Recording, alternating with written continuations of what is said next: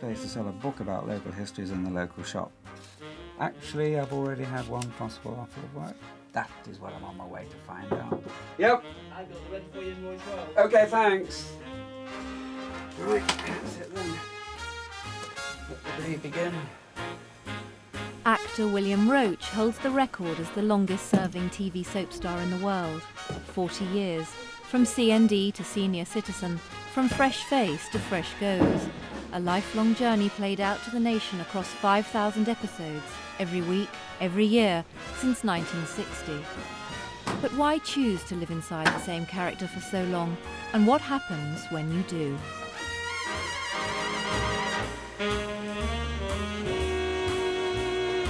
Right. So we'll block this through then, please. First positions, everybody. Thank you. Thank you. We are recording, going for a take in 10. 5, 3. Many actors would not survive the demands of this job, with its relentless schedule of recording episodes 6 days a week with no rehearsal. Each Monday brings Bill a fresh set of scripts. His lines are learnt in the morning, only to be thrown away by lunchtime. I was watching some archive of Ken in the early episodes, and he was a very tense young man, it struck me. I mean, could you describe what Ken was like as a young man? Ken was a young man who's a student of the 60s who was very much CND, all those sort of things. He was intense, cared very much about putting the world to rights, very idealistic. What's this doing in our parlour? You told me those had all gone to Susan's. I found on the back of the sofa. Oh, well, Susan couldn't manage them all. She hadn't got the car. She was going down. Here, what right have you got to do that? What do you think of yourself in the first episode now? Well, that was live. It was done live, and it really was very frightening. We were all very nervous. And yeah, Ken had that intensity, which again I think was much me. I was trying to find my way in life as well. I had 5 years in the army. I'd come out and was doing things, and I desperately wanted to act. I'd done my theatre bit. About time somebody took you down a peg or two, my lad. Well, go on, I'm waiting. Just who do you think you are? I'm me. And it's about time you accepted the fact I'm trying to make myself into what I want to be, and I'm sick and tired of being criticised for it. You're never happy with your performance. Well, I'm not. I always think you could improve it, whatever you do, whenever you look at it. But it worked. Well, I'm still here 40 years later, aren't I? Somebody thinks it's working anyway. And 40 years later, he has fame and fortune, which he shares with his wife Sarah, who is also his manager. I bet that's Peggy Kennard. Yes, it is. Yes, Peggy it is. Kennard. Oh, dear old Peggy. Yeah. I must, in fact, if we sift those out... No, let me just go through it. Bill Roache, brackets Kenneth Barlow. Now, that would say to me, that's probably from somebody a little bit older, because everybody calls him Ken nowadays. Kenneth sort of goes back a little bit. And I think to the writing, probably. To Bill, I am, or was, an avid fan of the street. I really cannot for the life of me understand what on earth has happened to it. They're still washing it. What amazes me truly is how on earth you've managed to stick it out for so long. I cannot believe nobody works anywhere for 40 years.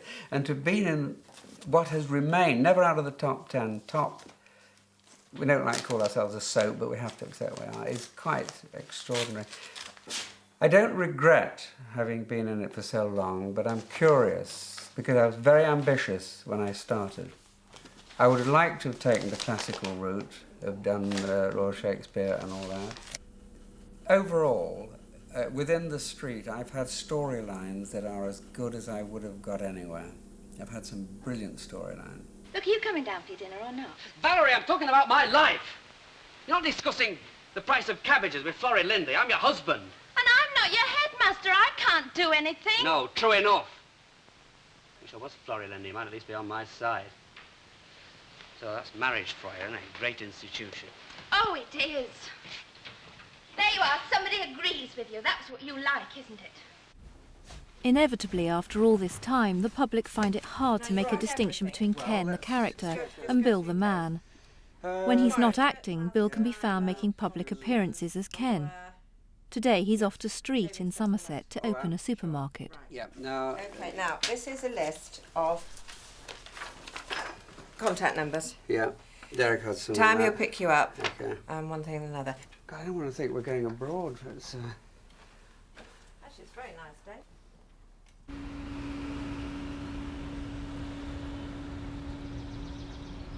Mind the gate. When you're recognised, are you recognised as Ken Barlow or Bill Roach? Yes, you recognise obviously for the characters seen in the street, and some people say, "Oh, hello, it's William Roach, isn't it? That's nice." Usually it's, "Hi Ken, how you doing?" And I treat the Ken, I don't get a complex about it. I just treat it as a nickname, obviously. But yeah, I think when I was 18, I wanted to be a film star. That was the thing. I'd brought up on those 40s, 50s films, and that was the criteria. That was what I wanted to be.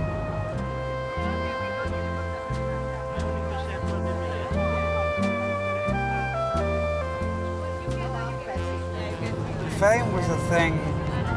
Yes, I did want that, and but now I have it. It doesn't mean I don't need it, and I'd be quite happy if it wasn't there. But on the other hand, it is. I find that the pros definitely outweigh the cons. Quick exchange of words, to say hello, and you say something back, and they go off happy. They can say, "Oh, guess who I met today?" And I think it's great that we have that ability to make people feel happy like that. All right, good morning. Good morning. No, I really am pleased to be here, mainly to get away from my mother-in-law, Blanche. Coronation Street has been running for 40 years. Now, you're all too young to remember that, looking around. Yes, you are. Anyway, I'm here today. I'm looking forward to this because I'll tell you what, looking at me, you can see what happens to you if you misbehave. University graduate, school teacher, deputy headmaster, had an affair with the headmistress, and what am I doing now? Pushing trolleys and packing shopping bags. Now, here we go. Are you ready? Yeah!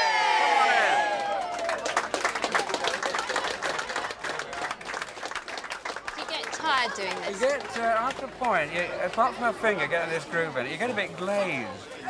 And you just need, after about an hour and a half, I found you just need a break and then you can carry on. Could I please have a photograph? Yes, who's taking it? It's having still photographs taken all the time, you get face ache. But yeah, smile, although the smile's not put on, if I don't feel like smiling, hello love. Yeah, okay. Yes, nice to see you too. Okay, bye. But yesterday, like that, people are sort of happy. That was quite an impromptu thing, wasn't it? Does that happen all the time? Oh, yeah. Yeah, it does happen all the time because, you know, after 40 years, top-rated television show, 2, 3 or 4 times a week, everybody's seen you at some time or another. Bill has accepted he'll grow old with Ken. In the early days of Coronation Street, Ken had a brother, David, played by Alan Rothwell. Hi. Hi. How's Dad? Surprised. Hey, because Alan asked to be written out of the series after 8 years. Why do you think he has wanted to play Ken for 40 years? I think it's awfully hard. I can't see it myself at all. I can't see anything in terms of the work that you, because I found the work frankly boring after a while. You carry on doing the same thing. It's just like working in a factory. I could have gone working in a factory and I didn't. I went to be an actor, and being an actor means you do different things. It'll all blow over. That's why it is. David left because I wanted to leave. Ken didn't leave because Bill did want to stay. Well, that must be the difficult thing then, to give up celebrity. And what happens if you leave the street? Well, you don't know that. You don't know what you're facing when you leave. You hope that you're not going to lose out in any way. You would like to continue to be successful financially and artistically as well, don't you? It sometimes doesn't work out. It hasn't worked out financially for me. Financially, it was a mistake to leave. That could be something, couldn't it? It could be something to do with security. Because I've noticed it, you don't get much. You don't get much security. You're an actor, going from job to job. So maybe that's something that makes people stay. That desire for knowing where the next meal's coming from, knowing if you're going to be able to buy some shoes for the kids. It's 7:15 in the morning and I know I'm on the first scene. I know I've got to be there and I've got to be dressed and ready, and I usually just run over the scene a bit in my mind. If I'm feeling a bit throaty, I might sing a bit or get the voice sort of working a bit. I'm not going to do that. It's mainly thinking about the scenes. Being first on is drawing the short straw. You've got to be ready by 8:15, come what. You can't break down, you can't not be there. Well, I'm going off to have my nails done now. We've got quite a big social event this weekend, so I'm going to go and choose which nail varnish will be suitable.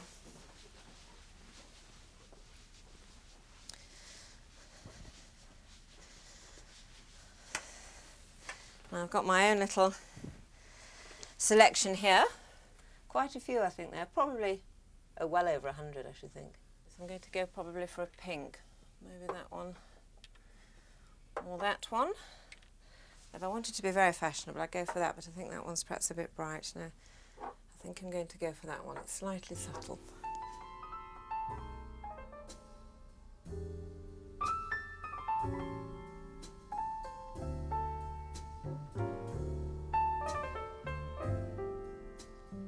Oh, well, this is my wardrobe space. And in fact, I'm very naughty because I don't just use in here, I use in everywhere as well. I've got the equivalent of 15 double wardrobes in the house. But this is my sort of special area. And it's lovely because I've got everything. I'm not going to show, well, I shouldn't really because they're terribly untidy. But I've got my shoes and everything all together. The trouble is I put far too much in and everything gets very squashed. Every now and again, I have to have a sort out. And, but I've always got jackets together, suits together, or shirts and things together. I'm a great collector.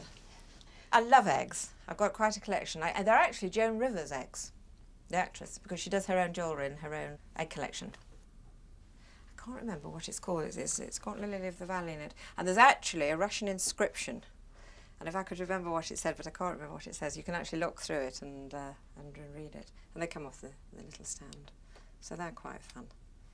I think it sort of gives that feeling, you know, the feeling of birth and all good things like that.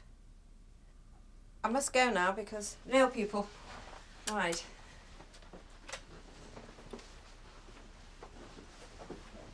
I'm just going to go and close my bedroom window.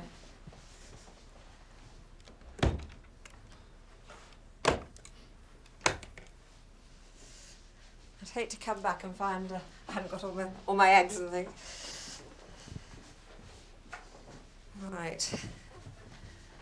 Now the dog's secure. So that's me. I'm just going to put that back on. Right.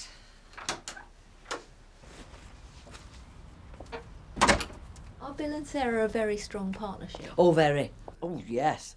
Sarah, she buys everything for Bill. I don't think Bill ever sets foot out of the house unless Sarah says that, and that. She buys all his clothes. He doesn't buy a pair of socks. I said, you do? He said, no, I don't. I don't even buy a pair of little underpants. Nothing. I said, well, you're very lucky. So she really does. She's a very good manager and she tends to everything. She keeps the children beautiful and she makes Bill look lovely when he goes out. They're all very smart and it's nice. It's nice, isn't it? Very, very fine. Look, you know what I always say, when people get up on the stage and they've got something old and crumpled, it looks 10 times worse than it does in reality. I'm old and crumpled. Yes, I know. It's the same with shoes. I think it looks terrible when somebody stands up on the stage. If the shoes are a day old, they can look dirty and dusty and horrid. Now, I want you to have a new suit for this because it's nice. Bill is off to the BAFTAs and the Golden Tie-Pin Awards in London later this month. Sarah is determined he will look the part. How we go. I still think I would like you in a single because you're Is this a double? Yeah. This is double? Yeah. And it's not going to look very much different to the last one, is it? You usually don't No, but normally that's have my a point. flap at the back. No, not on not a dinner jacket, nowadays. no. If it doesn't look very different from my other one, why bother? Because if you have the single-breasted, it will look different. Yeah, but I'm not buying a dinner suit to look different. I'm Well, only you are buying from my one point if of my view. other No, dinner suit doesn't Bill, look good enough. The seat has gone shiny in it. It really has. And it's starting to look... You know, when it comes back from the cleaners, the lapels aren't... How old is it? Well, the bell's meant How to be old shiny. is it? It's about 5 years old, your dinner suit. 5 years old? Easily. That's not old for a dinner suit. I shall win in the end with this one. No. What? No. Ah! It's a cuff, like a cuff Just the link. Yeah. Yeah. Oh, actually, it goes across, yeah.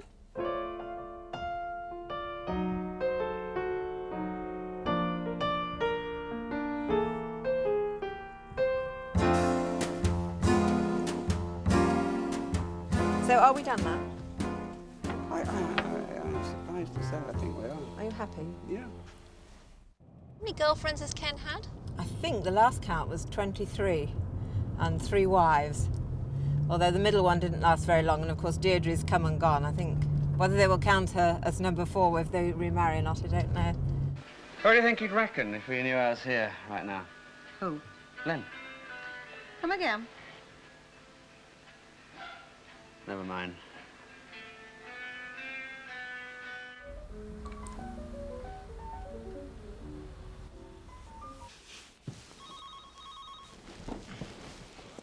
What about kissing? It says here, episode 1582, kisses Wendy. Yeah, kisses Wendy. Episode 1583, tries to get Wendy into bed, but she resists. Well, she didn't later. Episode 1584, Wendy's husband, Roger, is away. She cooks Ken a meal and he persuades her to stay the night. He persuades her to stay the night. Yeah, and she does. Episode 1585, Wendy begs him not to rush her. He tells her he thinks he loves her. Yes. You've said that. You've said that line quite a lot to him. I've said that to quite a few people on and off, yes. I think I love you. I think I love you, yes. He's never sure, Ken, is he? Could you be married to Ken? No, I don't think I could. He's not... I like Ken as a character, but he's a little bit too cosy in a way. He's not got the flair that Bill's got. Bill will have a go at things, you know. And Bill's philosophy in life is if it's difficult and you don't want to do it, you have a go and you do it. And I don't think Ken would. I think Ken's much more secure and safe, you know, sticks to the safe road. Do you ever get stopped for your autograph? No, I have done when I've been with Bill, and often people say, is this the real Mrs. Barlow? I often get, and Bill will say yes, and they'll say, well, could I have your autograph too, you know, which is quite nice when that happens. So yes, and sometimes on personal appearances, I have been asked to sign as well. I think they do. I think they're quite interested to see what the real wife looks like, because of course to them, Bill is married to Deirdre, you see, or was. Oh! I mean, in some ways, they've never been apart. He's always been there throughout all their other relationships. And, I mean, we spoke to the writers about it at one time, and they said, well, we still think, this is when we were apart, they said, we still think of Ken and Deirdre as a couple. Now, where was that ticket from? No, we're back, no! And it was like they're destined for each other. Because they've nearly got back together so many times, and then something's gone wrong. I think Ken desperately wants a family, and a good family has a strong matriarch in my book, in real life. And I think Deirdre's a fairly strong character, and could be a good wife to Ken if they both behave themselves. But he went off and misbehaved, and she's been off and misbehaved. Couldn't you have said, let's talk this thing out? I didn't know how. I tried in my own way. It's not easy, you know. Oh, I see. It's easier to start sleeping with Mike Baldwin. I mean, imagine this situation. You're the husband who loves your wife, and you find she's had an affair with another man who's someone you dislike intensely anyway. And there's a knock at the door, and the door opens, and there he is, saying, you know, you all right, Deirdre, everything all right, nothing sort of bothering. And it's a whole page of dialogue, and Ken just stands there. That was one of the few moments that I have over the years turned and said to the director, I'm sorry, I cannot do this. I'll speak to you later. So he said, well, what do you want to do? I said, well, I know, I mean, I would go to hit him. There's no doubt about that. He would do that. He said, well, we can't do that because of continuity of thing. So he said, well, go for the door then. Ignore it. That last Friday was purely the Ken, Deirdre, and the bits with Mike scenes, nothing else. Why did you put the phone down on me? And when we got to this scene, I was really sort of quite hyped up and really going strong. It was all working very well. It's Ken, he knows. I've told him everything. Get out of this house. Shut up! I didn't know what was happening.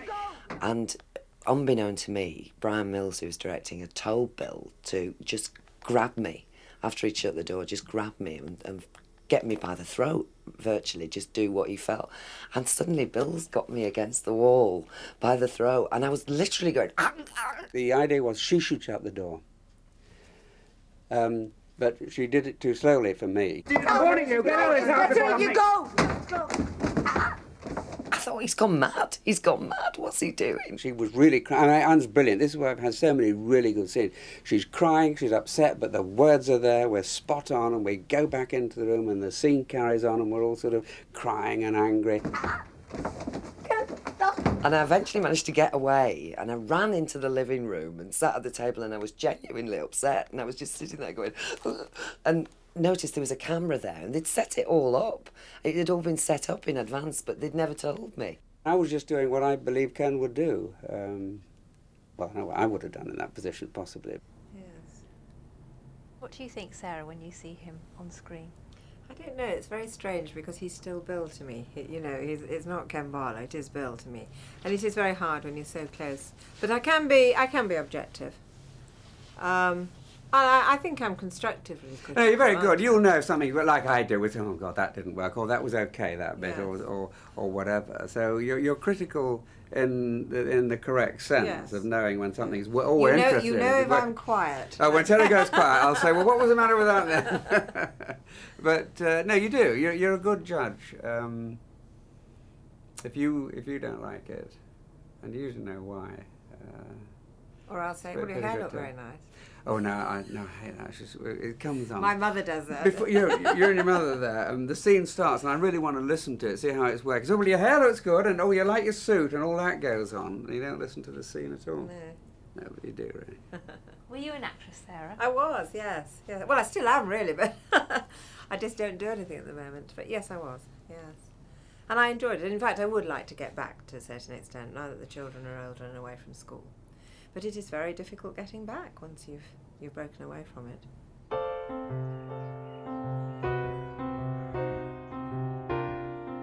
Get a tin of cat food. And the dogs just all wait. I can feel all the eyes on me and all the presents there. Right, that's for... Now I go into the barrel here. Into the bin. One scoop for each Labrador. Here we go. The big ones. Come along. That's yours. The Jack Russells. Come on. Cindy, hurry. There you are. There we go. You can listen to the noise at one point. Munch, munch, munch. We used to have 16 cats at one time, and hey, Harry, come back. Come on, not yours. There we are. Oh, look at Winston at the barrel. Look at him. Don't let him do that. Harry, either. Naughty boy, he knocked the top off. Yeah, look. No, Harry. Poor Elaborate, she's so shy. Yeah. Busybody. But when we had our rat and our hamsters, and we had a pet rat. She was wonderful. She used to sit on my shoulder when I did housework and things. And she would stay. And she'd run along the back of the sofa, and if I got up, she'd chase after me and get on me because she didn't like to be left, you know. She was so friendly. Yeah, keeps friends She was out of the absolutely house. lovely. Matilda, she was called.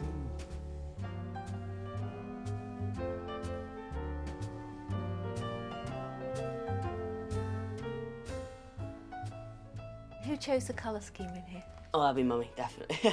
Yeah, I wouldn't be allowed to have a say because it's, but she does do it very well. It ends up very good. So, What's your dad's department? Oh, acting. Would you believe it? Yeah, it's a lot of people say to me, they say things like, well, what's it like having a father in Coronation Street? And it's like, well, what's it like having a father in a business or whatever? It's just the same thing because I've grown up with it. But I mean, if you just started now at this age, it would be very strange and it'd be quite amazing. But since I've grown up, it's with it, it's sort of all, it's a lot better. Bill's oldest son is the actor Linus Roach. I do remember the first time I realised how famous he was. Went to the Isle of Man. He was judging a beauty contest, and they'd emptied out this huge open-air swimming pool. I mean, it felt like Wembley Stadium to me. And I remember as he was walking through the crowds, we got out of the car and we walked through these sort of barricaded crowds into the middle of this swimming pool up onto the platform. And I was holding his hand, and there were thousands of people screaming and grabbing at him. And I thought, my God, this is just my dad, you know. So I remember that was the first time I realised just how popular he was. Anyway, it's you we're meant to be So when you were playing the part of Peter, what was your father like to act with? He was great, and he was very inventive, and we used to rehearse at home. You know, we'd come back in the evening and go through the scenes, and because it's very fast. I mean, it's faster now the way they shoot the street than it was then, but even then it felt pretty quick. You know, you got a couple of days rehearsal and then a technical run through, and then you were in front of cameras. But he was like, you know, always thinking of not so much jokes, but tricks we could do. I remember, you know, he said, right, you know, I was saying I needed to go out or something, and he said, I'll give you some money, and he sort of flicked a 50p coin across the room. But he was like, look, you know, we can't do this over and over, you've got to catch it. So, and I remember this sequence where we were playing chess and we went into an arm wrestle, and it was a bit like we were doing a bit of stage fighting, because we got the crash of the board going over, the table going over, and he was. I remember him really being, you know, he's really into it, and I really enjoyed doing it, actually acting it out. It was a really great time. I really remember it very vividly. It was the beginning of my professional career. He's had the sort of acting career I would have loved to have had. I say had, he's still in the middle of his, but he went to good drama school, Central. He then went to National Theatre, done a lot of classical plays, a lot of Shakespeare. He had all that behind him. He's been extremely good. He often says to me, oh, if I did it again, I'd do what you did, you know, which is very sweet of him. But then he's done what he's done, and he's done it brilliantly. And I don't know, there must have come a point where he could have left and taken another path. But he must have also realised it's a good thing. He's got a good thing going, and what's wrong with it? Now,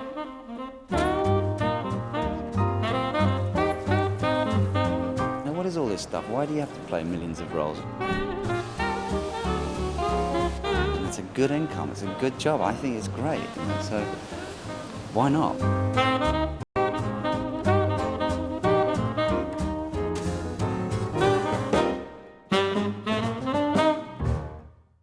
Then you'll get an offer of £1 million for the sequel, not to mention the film rights. Well, as a matter of fact, I've already had one possible offer of work. And the book's not even on the shelves yet. If you had I mean, to sum someone up buys a acting in a sentence, how would you sum it up? Good acting is being, not pretending. You have to go through that. But to me, here, it may be different elsewhere, but we don't have any rehearsal at all. And when you go out and you play a scene, I've got to be Ken in that situation. There's no other way to do it. This is why in soaps, when the character gets criticised, you take it very personally, because even though the writers have written what you have to say and what you have to do, you're up there being that character. Boring. It's as good a word as any. Oh, yes, it is. It's the in word, isn't it? Anything isn't with it, swinging or trendy. It's boring. I'm boring! And there's just nothing I can do about it, because the great tragedy is that I'm not aware of it. I happen to think I'm a great guy. Was that why it hurt so much for Ken to be labelled as boring? The media, I'm afraid, are terrible. They love to pick up. It's a very insulting word, actually. It's a very horrid word to say. And Ken's had 23 girlfriends and 3 wives. If they find that boring, then so be it. I don't mind. I'll carry on. And I'm still doing my job 40 years on and loving it. They just latched on to that. It was alliteration, it rhymed and so on. What was it about the word boring that so upset him?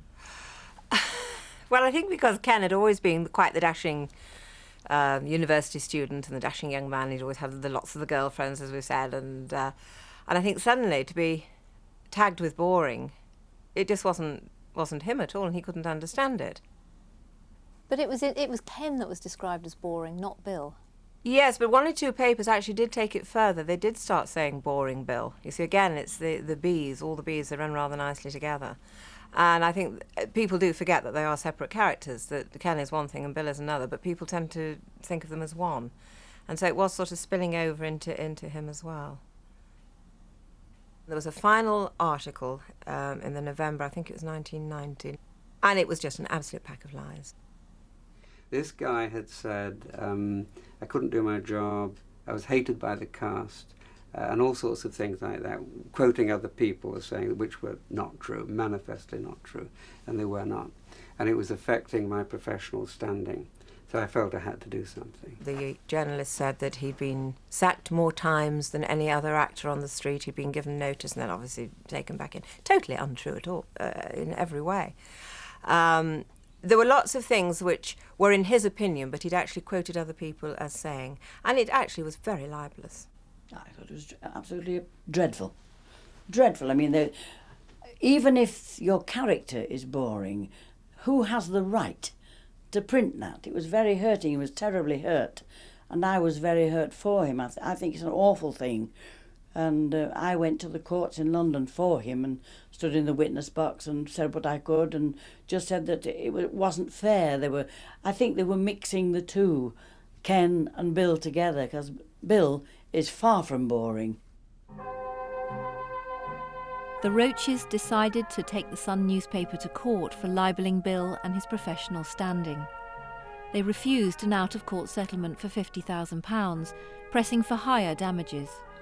After a week, the judge found in their favour, stating the accusations against Bill were false. They had won their case. However, the jury also awarded damages at £50,000, and in libel law this meant that they faced costs, amounting to almost £250,000. It was a bittersweet victory. You knew very quickly you're going to have to face the press. We had all the press outside. I knew Bill was incredibly upset and he couldn't afford to appear to be upset because technically we'd won, but we'd also lost, and it was the most extraordinary thing. I don't think anyone should ever have to go through what we have been through to justify our good name, even though we've won and we have won and won well. The support from the public has been unbelievable. But these papers shouldn't be allowed to get away with it. I'm sorry. I'm sorry. Well done. Right, we're going. Are you happy with the verdict? Throw a Christian to the lions, and while he's being eaten by the lion, you say to him, is it worth it? I just hope I'm never put in that position again. And did it ruin your lives? No, it didn't ruin it. I mean, nothing would ruin, financially would ruin our life. It meant a little bit of hardship for a couple of years while we sorted out the money side of it. But nobody suffered. The children didn't suffer. They never left school. Our lifestyle didn't suffer greatly at all. For the Roaches, nothing could ever hurt them as much as the death of their daughter Edwina. She died in her sleep from a respiratory infection in November 1984. When Edwina died, she was 18 months, and Sarah and myself, I'd never realised that grief could be a physical pain. It's really quite extraordinary. We couldn't eat, but we talked well. And it's always a sign of a good relationship too, I think, when we do that. We lived on hot chocolate, was the only thing we could get down. I tried talking to people, but I just burst into tears every time I did. And we had the funeral coming up, and I didn't know how we were going to face that. And on the morning, the fourth day after her death, morning of the funeral, I woke up. I was awake, I know I was awake, lying in bed, and I saw this golden glory with her face, smiling. And at the same time, I got a wonderful feeling of peace, and for the first time, the grief lifted. Didn't go, but it lifted. And that endorsed what I know to be, that the spirits move on to. This is the short term. This is the brief existence, the physical world. Our main life is in the other realms. We've been there before, we'll be there after, and it goes on forever, and it's all progressive. You don't just sit there playing a harp on a cloud. You get on with things over there. I wrote to him in hopes that I might be able to be of some help in his search for truth, as he said that he was looking for truth about life. And I sent him several articles on spiritual articles and books, which he answered. Peggy Kennard is 80 years old, and although she's never met Bill, she writes regularly to help him understand the spiritual dimensions of Edwina's death and life in the afterworld. I feel he's a soulmate, and I pray constantly that doors will open for him, spiritually, you know. If you lived with those who were in perfect harmony with you, you would not progress. Self-control, patience, and the desire to understand would not be learnt. This is exactly right. Life is a learning process. And the harder the lesson, the more you're likely to learn. Edwina had an older sister, Verity, who is now 19. Are you surprised your dad's kept in the same job for 40 years? I think it's wonderful. I think it's wonderful that he has, because there are not many actors that can say that they have done something like that and managed, you know, to stay for such a long time, because acting usually isn't such a long-time job. Why do you think he has stayed for so long? I know he enjoys it. I know he does enjoy it very much, and it has been a very, you know, reliable job to do. Has it been important to him to put a comfortable roof over your heads? It has very much. I mean, to Daddy, family comes first. The family is the most important thing, and he will always make sure that we're provided for. And what do you think of Ken Barlow and the life on Coronation Street? Well, it's a different way of life, really, isn't it? I think it's a nice close community, but no, it's a very different way of life. It doesn't really appeal to me. I'm much more of a country girl, and I like to have my country things around me, so I don't think I could bear to live somewhere like that. We're going to find, or try to find, my grandfather's grave. He died about 8 years before I was born. I never met him, but I had so much in common with him. In fact, my father used to say at times I sounded just like his father in my interest in spiritual matters. So somewhere in there, with a bit of luck, is my grandfather.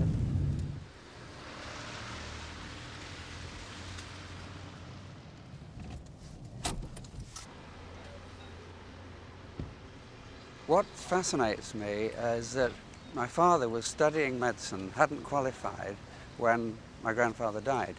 So he had to come back for the funeral, which would have taken place, of course, around where we're going to find now. Then he went back to school, a locum stood in, and my father then, the minute he qualified, had to come straight back and take over the practice.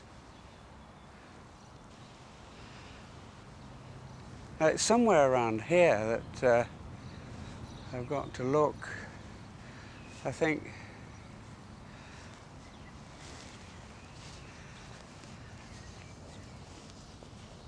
William Henry Roach. That's it. It's very strange that I've never before been here and actually seen his grave. I suppose his wife is buried with him, is she? Died June 1927 he died. Do you feel close to him? I do. I've always felt close to him, spiritually. Strange enough, I went to a spiritualist meeting when I was very young, and someone singled me out who was giving the clairvoyance at the time. And they said, the young man at the back, there's somebody here who wants to talk to you. I mean, I don't know whether you believe in this or not, but... And he said he's a man standing there and he has something around his neck. He's in a white coat with obviously a stethoscope around his neck. And he said he wanted to say how they cared about you and you would be all right, you would do well. I was on the bottom rungs of a ladder, whichever I hung on to, all would be well. And I've always known he's around. Do you think spirits are around us? What happened, the essential part of us, that is us, moves on into other realms, and the body's just like an old vehicle which decays and doesn't matter. But all in good time, you will meet up with those who are of a similar spiritual development. That's the key. It doesn't matter whether you want to be with them or whether you don't want to be with them. You go to the level that is your level. And if you're a violent person full of hate, that's where you'll go. That's the sort of hell. But most of us are somewhere in the middle.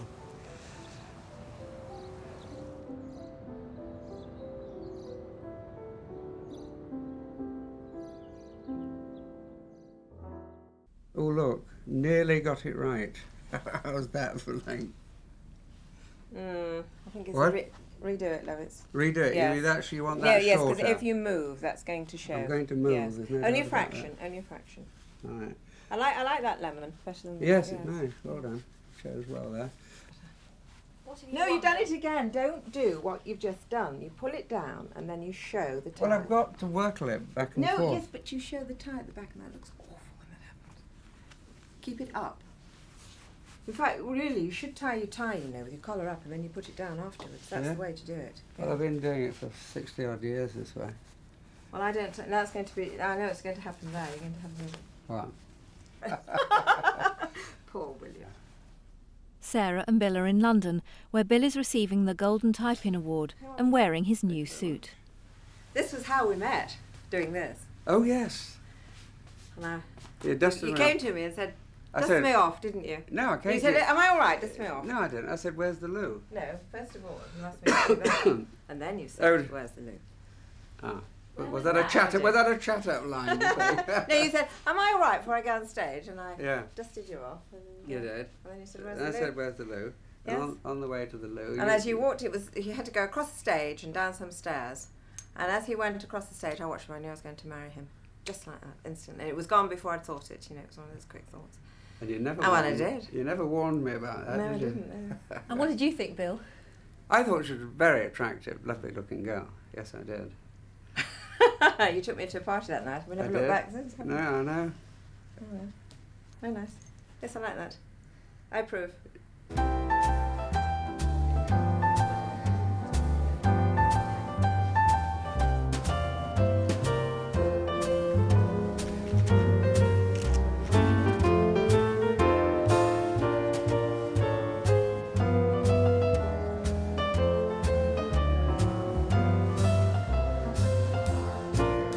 It's always had a good balance of the tragedy and the comedy, and I like to feel there's a bit of security in that. Well, this is the aspect of my father that I really admire is the way he handles himself as a public figure. You know, he does it with great ease, and he's very eloquent. And you know, I just used to go to things. You know, he'd do openings and things, and he always had a way with the crowd, you know, as a public speaker, and that's something I've always felt very shy in the past and sort of intimidated by. He is in fact one of the original cast of Coronation Street, although more recently he has been reduced to dealing with the supermarket trolleys at Fresco's. We, of course, know him as Weatherfield's man of style, so will you please, ladies and gentlemen, welcome him, Mr. Ken Barlow, or Mr. William Roach.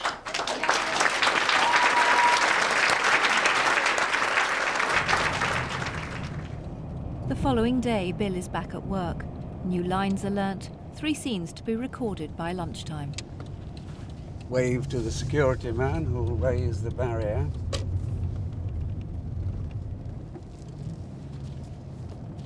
And here we are, arriving at the Fun Factory.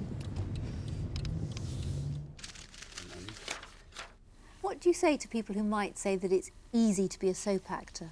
It's not easy at all, and in fact you're called upon to do a full range of things, and quite suddenly and immediately, with no rehearsal now at all. It's extremely hard work, a lot of pressure, you have to be very disciplined.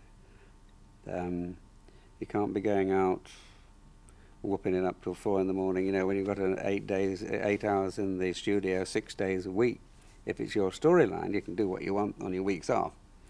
So it is not easy, and certainly from the acting point of view, extremely demanding. And no privacy? Oh, and no privacy, you mean in the outside world, that you are, yes, you've got to be careful. Skeletons will come clattering out of the cupboard. I mean, there you go. This is the headline. I'm Ken Barlow. Corrie Street star admits to smoking dope. You see, I mean, that just sounds awful, doesn't it? Like I had a session of years doing it. Admits, it's that word admit. Admit implies a confession, you've done something wrong. So Kenny's high and admits, therefore people are thinking I've been smoking away for years and I'm now admitting it. Bill wrote, stunned fans, I know how many fans are lying on the floor, stunned, I wonder. And when they get to read the article, there's nothing to be stunned about. In my biography, I talk about when I was out in the Gulf. I was a captain in the army, and we were setting off on a patrol. And one of the drivers, who was an aide, he offered me a cigarette. It was early morning, and I looked at the cigarette. It was professionally rolled tight, like a proper player's or whatever cigarette. But I couldn't see the brand name on it. Anyway, I smoked it. And I was in charge. I was the captain in charge of this thing. And suddenly, when I was trying to talk to them and give orders, I started to giggle. And I carried on giggling, and every time one came up to me, I just cut out. I had to go behind a lorry and sort of giggle away and come out and try to carry on, and I couldn't. I was quite hopeless. Bill 68, who plays the street's dullest character, there they go again, just being unkind. And what about the photograph? What about the photograph? Yeah, I mean, they picked those out of the archives. They've got them there. But they say that's 1970. You're talking 30 years ago. And they're still calling Ken dull. Yes, I mean, that's fine. I understand. They can say what they want. It doesn't bother me. I mean, I'm not interested in that. I'm still here. Ken's had 23 girlfriends, 3 white. I've been involved in the highest rating stories the street has ever had.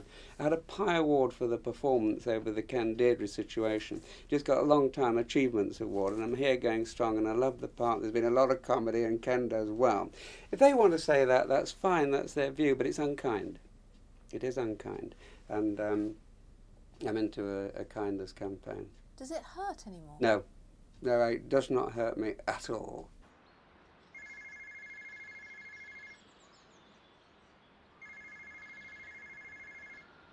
Yeah. Oh, that's all right. Yep. Tell us who Bill's on the phone to.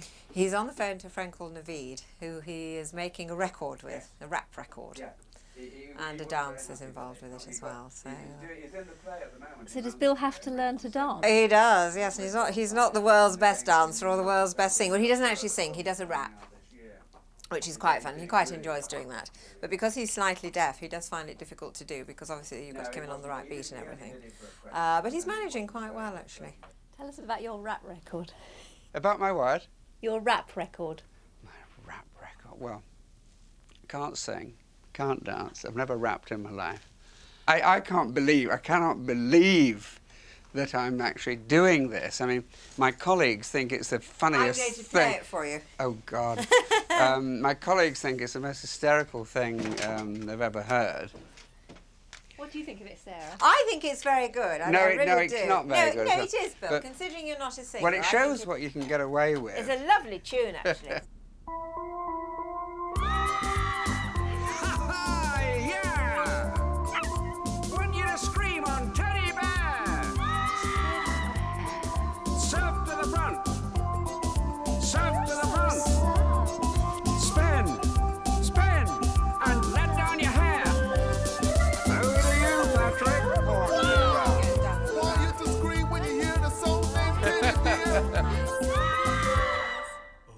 Of you that's quite outrageous? There's a side of me that will, I suppose why I came into acting, the side of me that, yes, I quite like to have a go at things that possibly I know I can't do. If I'm asked to do almost anything, I'll do it. And the more I think I can't do it, the more I am likely to say yes.